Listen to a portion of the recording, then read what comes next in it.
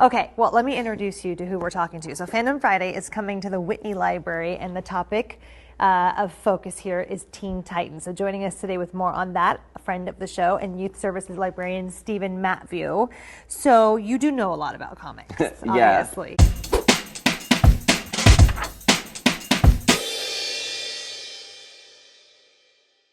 Punker Mike, a challenger appears, and his name is Stephen Matview, rocking the Kayfabe shirt on Las Vegas Morning News. I love it, man. I love it. It was the best video that I saw this week. Librarians wearing our shirts on local news. We've arrived, Ed. My name's Ed Piskor. My name's Jim Rugg. What weekend is it? July 11th. We released the Akira episode on Monday, and I say that Punker Mike has a challenger because we're giving away an Akira jacket. Whenever we're done doing Akira coverage, man, there's a Kaneda jacket that we've been scrawling all over, man. Some Kayfaber's going to get it, and it's the Kayfaber who draws awareness to the channel far more than anybody else. Punker Mike is in the lead right now, but this Matview character, man, I have my eye on him. Other big video we dropped this week is Tom Scioli. Marvel made the announcement that Tom Scioli is doing a Fantastic Four Grand Design. We've been sitting on that one for a long, long time, man. Yes, and the response has been well worth it. Speaking of the response, man, one of the things that I see coming up far regularly in the comment section, on our Twitter, on the YouTube videos, is what grand design is Jim going to be responsible for, man? What were some of the titles on that list, man? I've seen some of the obvious ones: Punisher, Spider-Man, Daredevil. I have people that should be doing those titles as far as I'm concerned. Some of my favorites are like Ghost Rider. The best one that I saw was Son of Satan, which is just ridiculous. Interesting. I was thinking Dazzler would have been... Dazzler came up, yeah. There was a Dazzler, Patsy Cline. There have been a ton of them. That's that hipster bullshit, man. That's the stuff that made all those like Marvel suspense stories or whatever, that Untold Tale, whatever the fuck that one minute, Strange Tales. That's what made that lack, man. Is like everybody's trying to like out fucking hipster one another. It did make me think which one would I like to do, and I was thinking like Marvel's acquired various companies and characters throughout history. So a couple like that sprung up. Shuriken, exactly. Reggie Byers Shuriken, all the way back to Victory Comics, and then I guess Malibu got hold of it at some point. And then, of course, Marvel buys Malibu, which made me also think of Aircell titles, because Aircell was acquired by Malibu, acquired by Marvel, which means Warlock 5 should be somewhere in the top 10 of Marvel's grand design plans, I think. One of the things I was thinking about with you in relation to a grand design and Tom doing this thing, all of that nonsense, is that, I've been working on X-Men grand design for a long time. In fact, I was working on it even before Tom did Superpowers for DC, for the Young Animal line and whatever comic that printed in the back. And I like the idea of us battling, where it's like, let's have one fucking good comic worth reading from like each of the publishers. How cool would that be? And that like with you in mind, I'm like, can we get that Lobo Captain Marvel team up or crossover comic? Jim Lee, what the fuck, man? Let's make this happen. Funny you should mention that, because yes, I'm in favor of that. Please do that. Jim Lee, I think you have my contact info. But it made me think with the grand design concept, has DC contacted you about anything? Like Batman, Superman, it feels like DC has characters that would be ripe for this kind of treatment, like a historical survey of these characters that have long runs of comics that have kind of gone in a lot of different directions and could maybe use that sort of coherent treatment that you brought to X-Men. I have gotten some feedback, and I've gotten an email or two, but DC, you got to romance me. You got to romance me heavily, man. Well, I'm glad to hear at least they're thinking that way, because, when you first started this, one idea with grand design in my mind is it's very similar to something like a Year One, where it's like you could treat different characters this way. And I think the grand design would work and it's perfect for the iconic characters, these characters that have long histories, and some significant runs in those histories. I'm not tired of doing the homework for that kind of thing either, man, and I've prepared for certain things. Like, you can't step backward, and to me, X-Men is top-notch, like A-list superhero thing. So it would have to be something fly. It would have to be like a Batman or something that definitely is going to catch some buzz. You're doing Marvel or DC a service if you are a one-stop shop and you pencil, ink, letter, like do the whole thing, because they really don't have to much to worry about.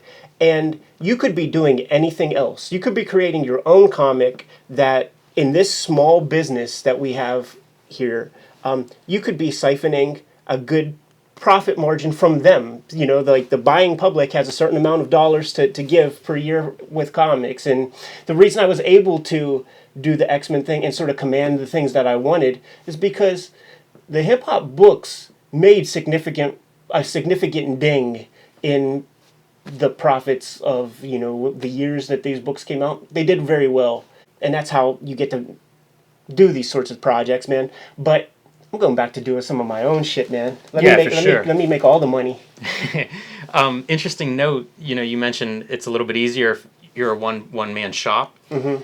I was just reading, one of the Kayfabers, I think, sent Daredevil Chronicles, which is an old comic, but basically history of Daredevil and all this different stuff. And there's an interview with Denny O'Neil in it, who was kind of like the big editor at that time for Daredevil. Yeah. And he talks about how he works with Frank Miller and how it is easier than whenever you're working with a team of different people that you're trying to like get everybody on the same page and communicate this information. If it's one person, it's very easy to have those conversations. Yeah, all they have to do is have the confidence in you to turn the work in, to hit your marks and all that.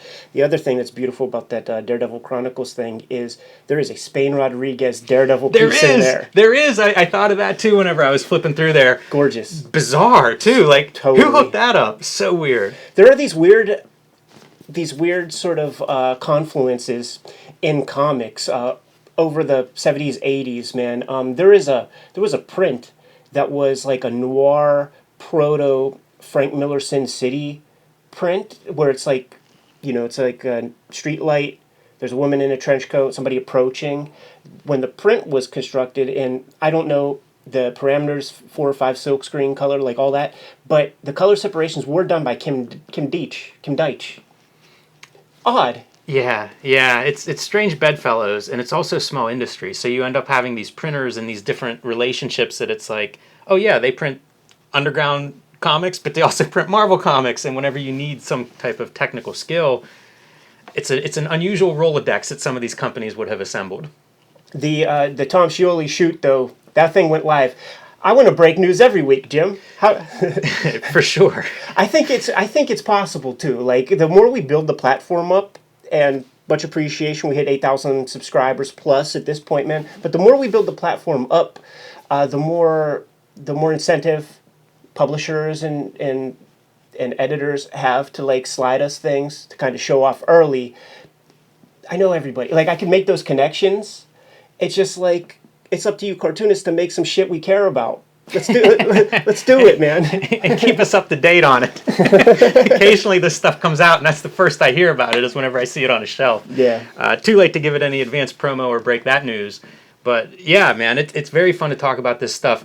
And I enjoyed that interview for lots of reasons. Like, Tom covers some great ground. Anybody that hasn't given that a look yet, a lot of good process talk. Exciting to me to see his enthusiasm for that project. That's probably the other component of a project like Grand Design, is not just your ability as a cartoonist and willingness to give that time to one of these companies, but also that it's the thing you want to work on. It's something that you love. It's something you're excited by. Clearly that comes through, and we've known Tom forever and known that that's, you know, one of the sweet spots in his reading history. But seeing that come out was great. Seeing him talk about some of the process of writing and kind of like building that world was very interesting to me. And his take on the idea that it's their world and they're kind of the tour guide for the reader, that's a real different spin than what I usually, when I hear Fantastic Four, it's about family. And I like that idea that in Tom's mind, it's about this world, which, you know, was one of our first big glimpses into Kirby's imagination, where it was a world. It wasn't just these short stories or these shorter comics, but like this sustained dive into his creativity. And I thought that's brilliant. I mean, I think that's a great take. Magical thinker, that guy, man. And when he talks about, I don't do well with earthly matters, family is earthly matters, man. And so, like, you know, give the dude the mole man's lair and shit like that, he's happy. Yeah, I think everybody's in for a treat with that comic. We've obviously seen some of the pages early. Mind-blowing stuff. You know, Tom has evolved a lot as a cartoonist as long as I've known him. And in the last couple of years, I feel like his cartooning has really hit a high level. So fun to see it on a high-profile project. He left us on a parting note after we did the shoot interview. We did that very recently. It was like we did it on Saturday, and we put the announcement out there on like what, Monday, Tuesday? Yeah, just in time. Yeah. But he left us a parting message, and he's told us we need to start juicing vegetables and drinking that stuff. Yes. Yeah, and I guess we both followed suit. I bought me a Ninja. Yes, I bought an imitation Ninja. What have you been like throwing in that thing, man? Here's what I've been working on. This is my latest concoction from today. Half an apple, carrot, kale, spinach, broccoli, half an avocado, and water and ice. Interesting, man. I have basically all of those things. I haven't fucked with the avocado. I like bananas better. But I've also been including beets in every single one of my things, man, because I took a look online for some recipes, and beets are a part of like every recipe. That like on these certain sites that I found, like the beet is a part of the whole thing, including like that green part at the end. You could eat that shit. Who knew? Yeah, I'm a big fan of beets, but I don't know why they've kind of worked their way out of my diet. For a while, I was eating them at lunch every day, but I haven't for a little bit. I recommend those, man. I don't know about you, and like Tom said he didn't get this vibe, but like when I mix all that stuff, and I will mix like the 72-ouncer, man, and just kind of like pound it over the course of the day, it gives me a head rush. And like it gives me a buzz, almost like the first like sip of beer you ever drank or something. Like I feel like it's the vitamins and minerals hitting my fucking brainstem, man, like all at once, and just like getting me rip roaring, ready to go. Yeah, it surprises me that more people don't pay attention to trying to be healthy, especially cartoonists that we know, because man, you need every edge you can get. I can remember when I was a kid, I got hold of a big collection of Playboy, and I actually was reading them. Great magazine, it really is. For sure. And the one that stood out to me always was Gary Kasparov interview, and he would talk about like preparation for chess tournaments, and it was like physical, like swimming and running and all of this physical prep. And at the time, like when you're a kid, physically nothing doesn't mean anything. But now I look back on it, it's like, yes, of course. Like you need that component. And I feel like with comics, it's the same way. It's tough to sit all day. It's true. It's you're fighting nature doing that shit, man. So I've kind of enjoyed the exchanging notes of what to eat. We got a big one coming out Monday, man. Our homeboy Adam from Dollar Bin Productions, he cobbled together our Bill Sienkiewicz interview down at Heroes Con from a couple of weeks back. I'm so excited to put that online. We talked about it a lot leading up to it. It takes time whenever we're working with somebody like Adam. We're at their mercy. He has a full-time job, and he does this video production full-time. So, kind of working us through his schedule, we're at his mercy when we get to actually release these things. And I'm just excited to get the Sienkiewicz one up and out there. Perfect audio. It's not standard con footage that you see floating around on YouTube where you hear all kinds of crowd noise and it sounds hollow. It might be the best sounding stuff. The best sounding video we have. Adam's a pro. It really shows. Like what we should do is save some money and bring him in here for like a week to like build us a studio or something. But he did a great job on it. And of course, Sienkiewicz, he's been in front of a million people, so it's hearing his stories. And I think we have some questions he hasn't addressed yet. Things, Jim Shooter's reaction to his work was one I was very excited to get into. So I'm happy to have that ready to go. I think that the Kayfabers are going to enjoy that one. Yeah, I think if it all shakes out, we're going to have 4 videos total that Adam is going to produce, and many of them have several camera shoots. There are some good cuts in this one, but motherfuck the guys who kicked the camera and knocked the one camera fuzzy. Fuck you guys forever, man. Don't ever come up to me at a convention. We should say, the way that worked is one of the cameras, after all the cameras were set up and started, I guess, pretty close. This dude bumped the main camera. A real fuckhead. Goddamn idiot. And we knew it as soon as it happened. Absolutely, because the guy's like exhibition is showing off. Adam pulled it together at the end, man. He got that baby in focus. Yeah, and the audio I think is the biggest component of these things. I mean, you see us every week, so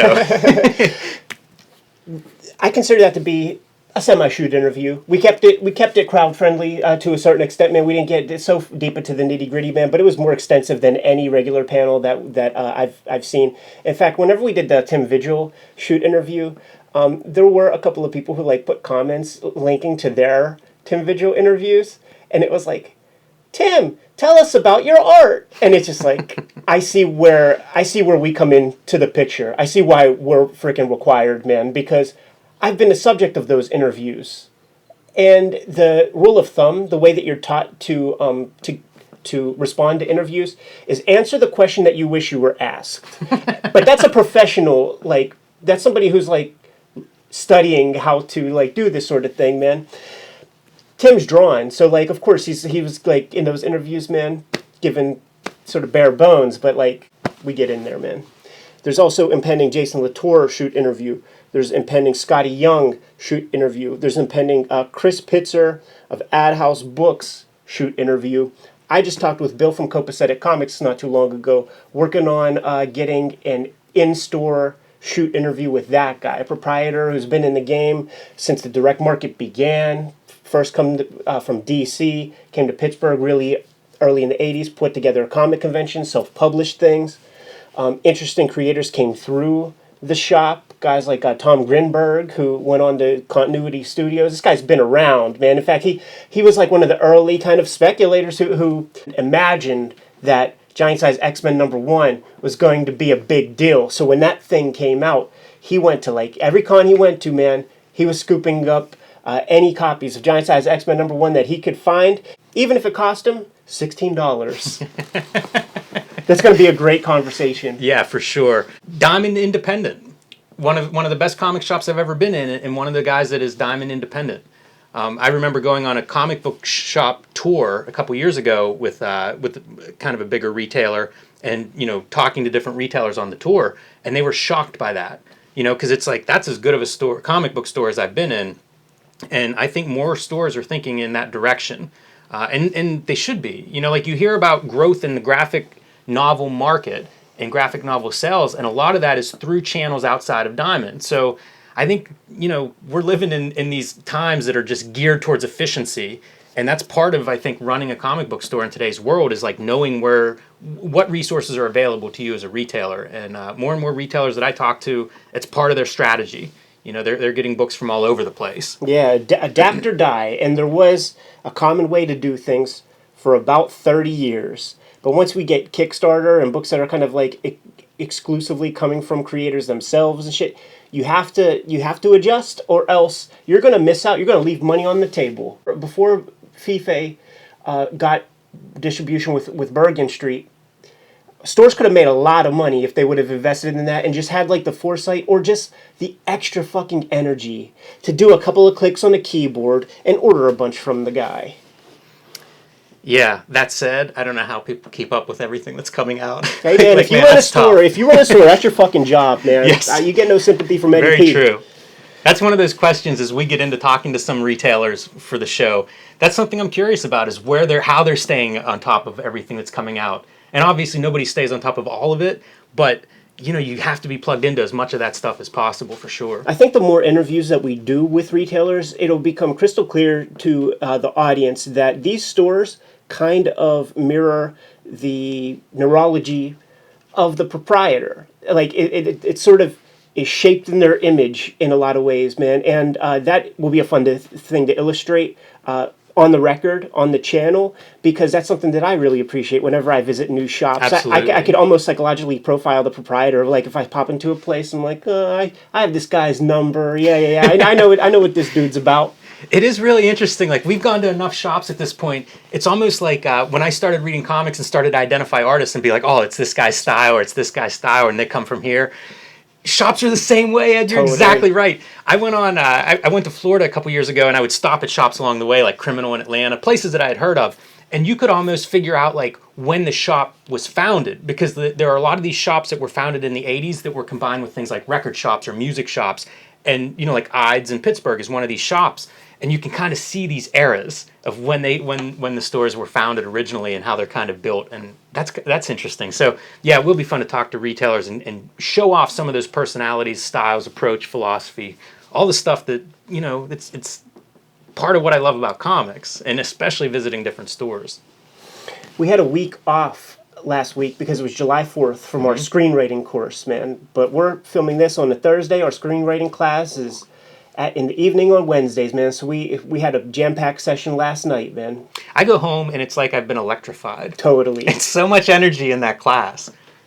Emily Thomas, showrunner for a Netflix series called Longmire. She runs the thing, and it's her energy that is the infectious part, because basically every 20 minutes I don't think that she could like fascinate me more or like come up with a better angle, and she does regularly, like it's her fucking job. You know what I'm saying? Like this is what you get when you get expertise. It is really making me think about the writing side of comics in terms of craft.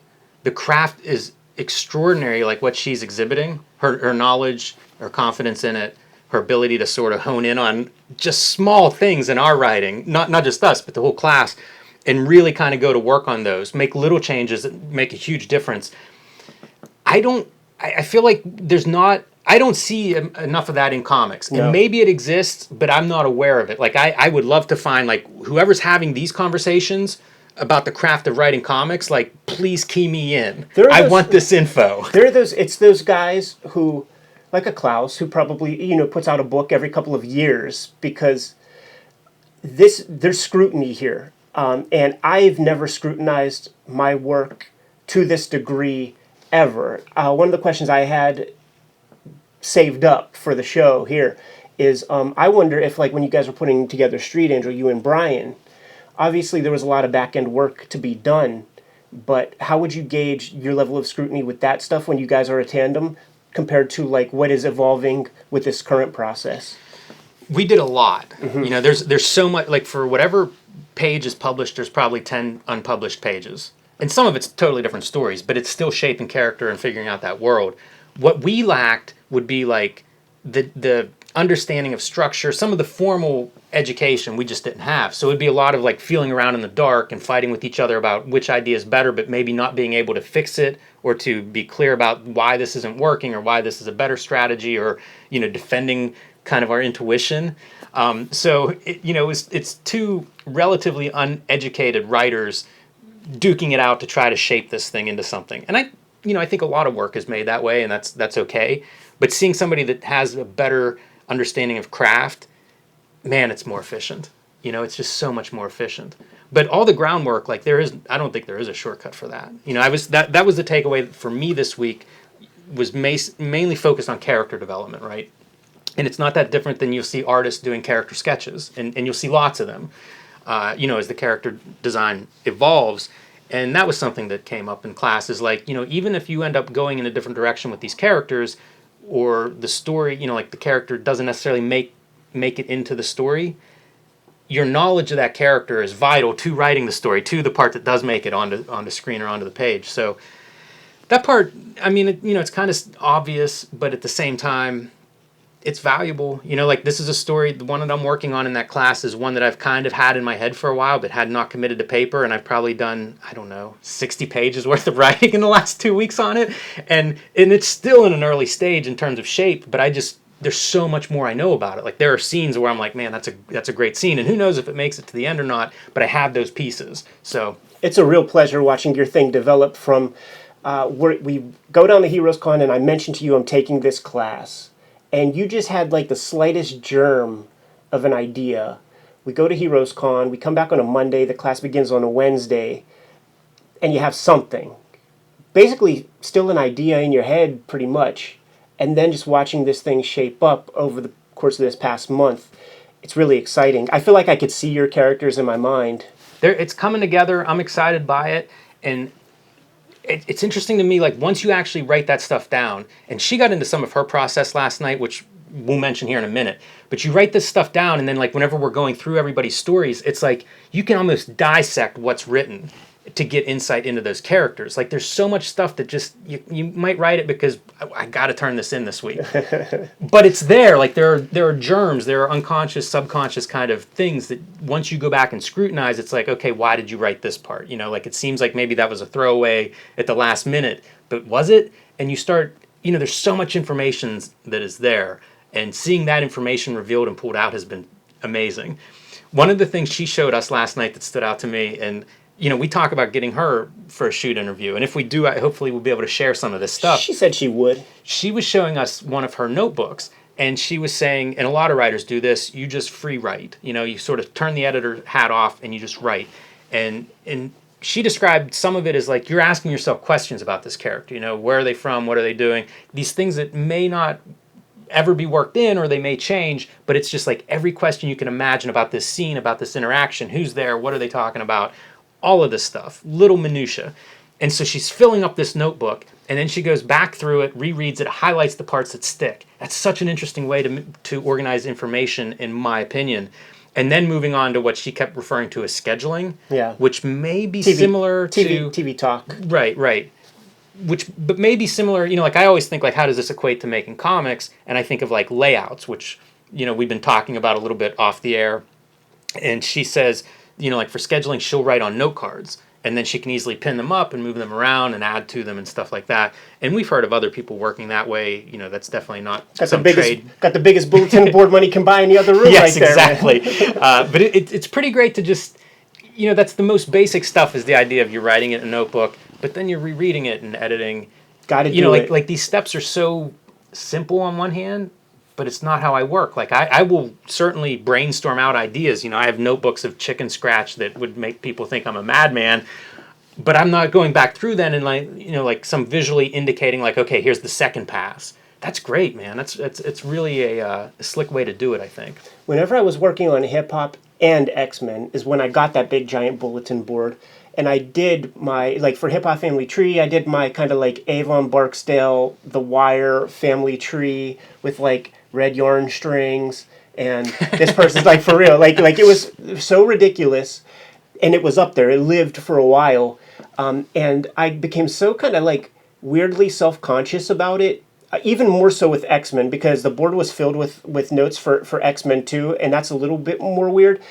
Because when I would do my travels, I just kept thinking, and I would joke, but many truth said in jest kind of shit. Like when I'm in my travels and I'm talking and doing interviews, and I'm like, if I die in a plane crash, and my poor, at this point, elderly parents have to come to my house and clear shit out, and they just see this board with things like Juggernaut's Oedipal complex, or like some weird shit like that. What are they going to think about their dearly departed son? That's amazing. I lived through it. I lived through it. We didn't put my folks to the test, man, but it was a thought on my mind. And with the story I'm working on now, just imagine what the damn notes are going to look like. I mean, it will be like Kevin Spacey's apartment in the movie Seven. Yeah, for sure. Same with those notebooks. Yes. That's funny.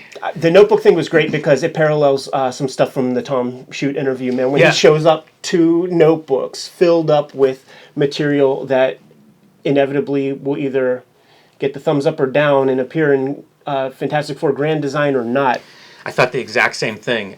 Some of his specific examples are exactly what she was describing, where it's like you're just entertaining these questions, like you're just kind of going down these rabbit holes, and a lot of them won't be the thing that makes it, but it's the starting point. It's just the freedom to kind of like explore these different ideas and see what comes out of it.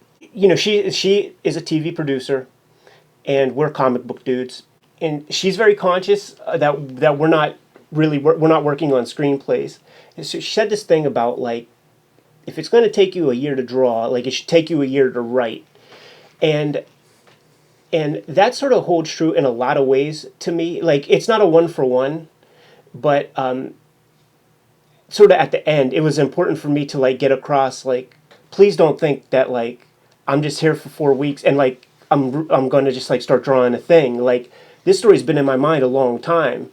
If I go with the publisher who I first presented it to, that's 5 years that I've been working on this thing in at least a germ form. And then I start thinking about my previous works, man. This WYSIWYG thing is something that I talked about with you the very first day we hung out in Oakland, which would have been in 2003. Didn't come out till 2012 or 2011. The X-Men thing has been a mind exercise that I've been playing as a fanboy my entire life. If I had X-Men under my control and I could do whatever I want, I would do it this way. Like I started off when I was a little freaking kid. Hip Hop Family Tree, once again, man, I would play 6 Degrees of Kevin Bacon with rap music because I became astonished at like, whoa, I really unconsciously learned a lot. Like I know a lot. When you're sitting here drawing, thousands of pages of comics and you're listening to and exhausting every rap record, start to draw those connections, so a comic comes out of that. It's a dark idea I'm playing with, but it has been in my mind for quite a long time, man. And writing to me isn't just the pencil, like the pen to the paper or the fingers on the keyboard. It's that it's that information gathering phase that could take a really, really long time. It's the thought exercise, it's daydreaming. Like all of that factors in to the actual writing of the thing, man. And with that in mind, there are other ideas that I've had playing around, like floating around in my head a whole lot. Our last class of like this portion of the screenwriting course is going to be done next week. And I decided like pulling the ripcord, and whatever I come up with then is going to be basically principal photography is going to begin the following week, which means Eddie P is just going to start drawing comic books again. You know, there's probably going to be a little less output with the vids and shit, man, because I'm going to be back at that drawing table doing my thing. It'll be good backdrops. Yeah, totally, man. See some pages float through there. There's a good half done thing right now that's being covered up. I worry about some of this talk. No. Exposing the class. Fair. Should we edit all that out? do like a little censor gimmick? Maybe. I'm going to be working on another idea. So like when I start principal photography, start drawing my comic, there's another idea in my head. It's going to take a really long time to draw this thing, and it's going to be awesome to have access to smart people to basically exploit the stuff that I learned this past month and then build on top of it with the further education that you know I plan to receive, man. So it's fun, you know, and like that next idea, that won't come to fruition for 2-3 years. Yeah, one other piece I'd add on the whole like how long it takes to write this stuff. I find when I'm drawing it, I'm still writing. Like Absolutely. I'm still making changes, and things are become, you know, they reveal themselves in the art. Things that I thought I needed to explain, I don't need to explain because guess what? It reads clearly. Or vice versa, It doesn't read clearly. I've got to, you know, handle this differently. So I think, especially with making comics, that writing process continues into the art a lot. Absolutely. And you know, you'll see artists sort of feud over where credit is due for that reason, and I totally understand it. You know, it's it doesn't stop. Like the writing part doesn't stop once the drawing starts. They're the same kind of. Absolutely. Like the way that I broke my piece down for the class is in 3 32-part sentences essentially, and each of those sentences numbered in 1 to 32, part 1. That's a page, and it gives me the structure, the order of events, and then I basically write. Like I take at least a day or two to write the page, and then you draw it. And it's like words and pictures and comics is so intermingled that the drawing is the writing in a lot of ways. There's a lot that I didn't put in my classwork that I just will figure out. Like where it's like, well, you could communicate a person's economic stratum by where their fucking house is. The person who would wake up on a futon and piss in a bucket next to their futon is a particular kind of person. You could draw conclusions as to like who this guy is. You know what I'm saying? I'm not saying I'm going to have that, but like you get my point. She described that in television, the writer is king because it's so tight and the schedule is it's short. They don't have enough time. Like it's like this thing has to be figured out. We got to get busy. But the director is the guy when it comes to feature film. And I think that is probably our closest association if we had to point to like, screen, like TV or feature film. Like it's like we're probably closer to the director because we can basically keep things liquid and make discoveries along the way. And in order to keep a project fun, it's a little bit of a requirement for me, is to kind of like allow some things to reveal themselves along the way. Yeah, whenever I did Plain Jane's, I had to do all the layouts as like a chunk.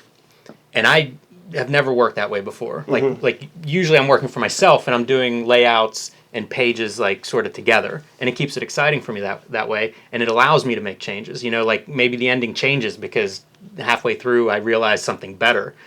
And it's a very, very different process working that way. I don't know if director's exactly analogous. Like I think about this too, like which roles fit, what we're doing. And I think a lot in terms of like character and actors and how much an actor brings to, sort of a role.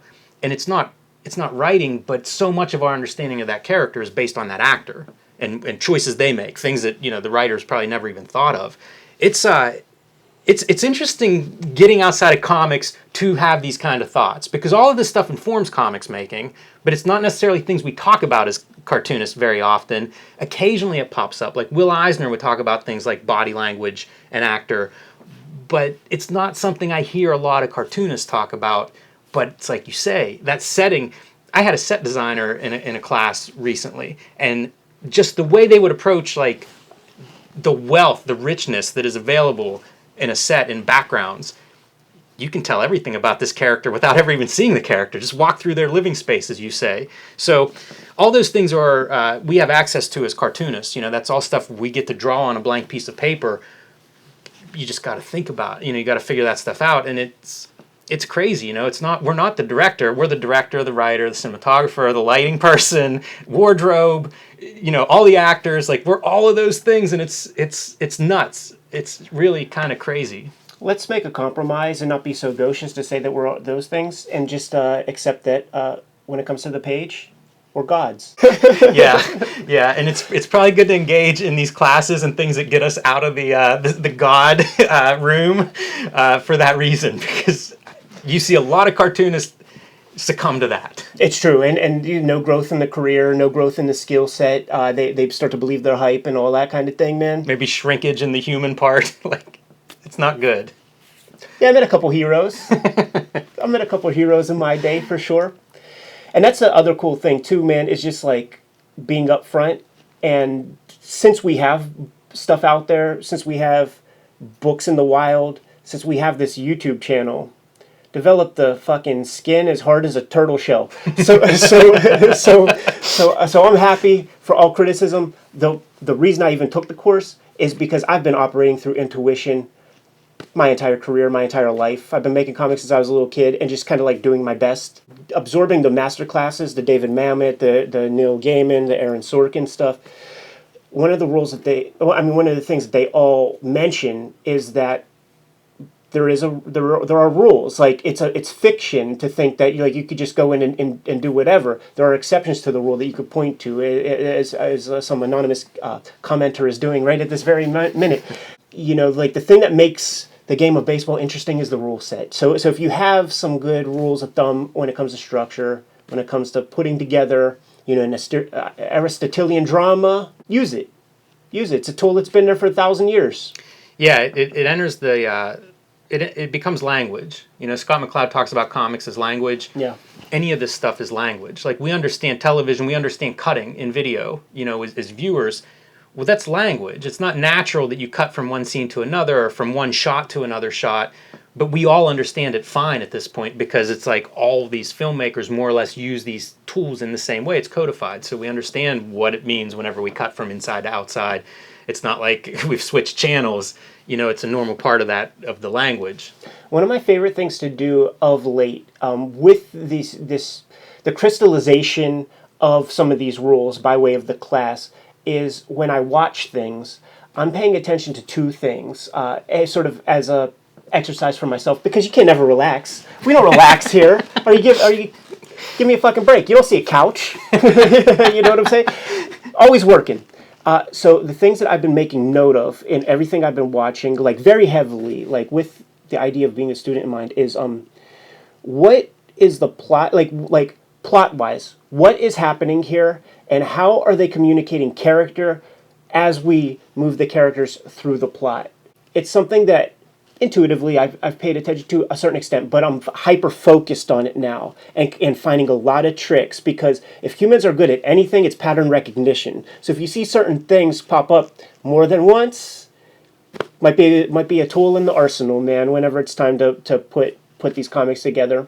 And I think, like, when I structure my things out with the stuff that I let you guys see, and in fact, thank you very much for the notes that you've given me, man. You guys are going to make my shit look good. I just know it. What ends up happening on the page is now I have to figure out how to get a character to move through this is point A, this is point B.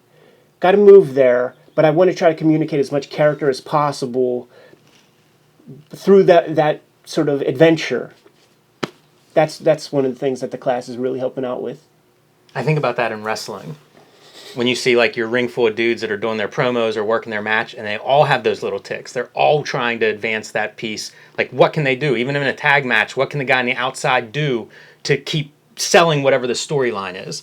And it's like, some guys do it, man. You know, like there are guys, very different levels in terms of wrestlers and how well they can use the space they have at any given moment.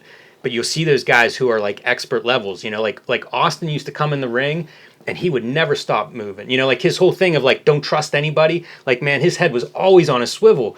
If the other guy had the mic and was talking, Austin's still looking around at all times. Like, he's just using whatever he's got, whatever's available. And you'll hear wrestlers talk about guys who are good at that in moments whenever they do things. And some of the most interesting are tag matches. And it's like, what's the guy on the outside? How's he keeping that crowd engaged with whatever story's going on whenever he's not in the middle of it? You know, it's almost a subplot or something that you would see in a more traditional story. Was it this past winter where we went to a mud show match and we saw Sandman? They brought Sandman from ECW, yes. and he was engaged in a tag match. And at the mud shows, the wrestlers in a lot of ways are more fans than journeyman fucking wrestlers. So to see like a true pro, somebody who has far beyond their 10,000 hours practice in the game, the charisma that just like drips off the dude while he's not even engaged in the main action.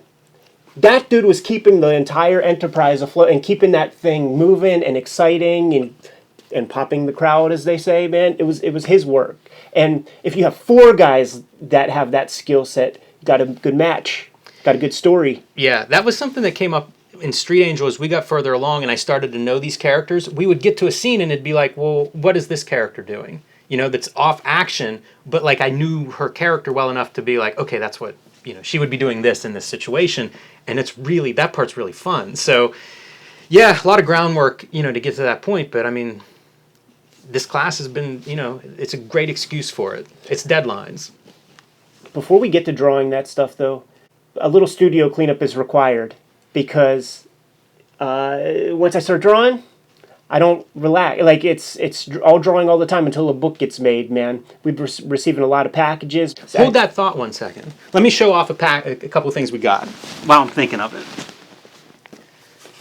Andy Restriano, probably saying your name wrong. Sorry, Andy. I know Andy, so it's even worse when I'm mispronouncing names. But sent us some of his latest zines. And Andy's been making comics since the mid-'90s. Did some books at SLG where Street Angel started. So I've known him for a while. And these are some of his latest works. They look great. This is a color compilation. It has kaiju monsters and all kinds of cool stuff in it. And also included Nightblade, the Nearsighted Ninja, which is a book that he did in college. So like one of his first comics, sent this to us to add to my Ninja Comics collection. So thank you very much, Andy, and everybody that sends stuff in.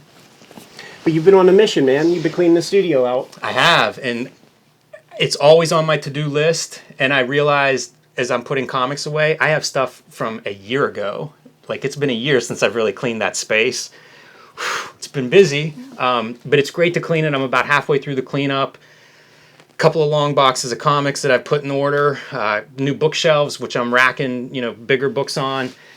It's important for me to have that space in some kind of order because I always say the studio is basically what the inside of my brain looks like, and it has been chaotic. So cleaning it has been great. It's an ongoing process, and I'm going to be posting some pictures of stuff that I find. I'll post them on the Kayfabe feed, too, for people that follow us on Instagram for that kind of stuff. I've already posted a few things, but, man, I'm pulling out books I picked up in France and Baltimore Con. You know, a lot of travels over the last year and comics to show for it. I have a spare bedroom here. I might have to rent some space.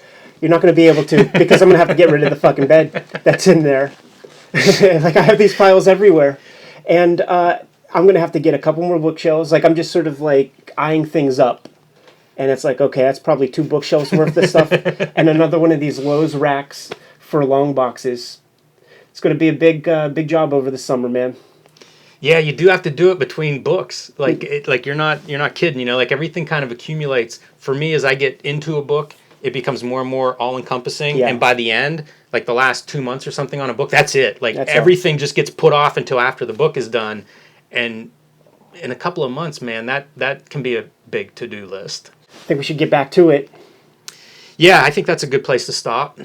Kayfabers, like, subscribe, and follow the YouTube channel if you haven't done so already. Also, hit that bell icon. It'll let you know whenever we have new videos available.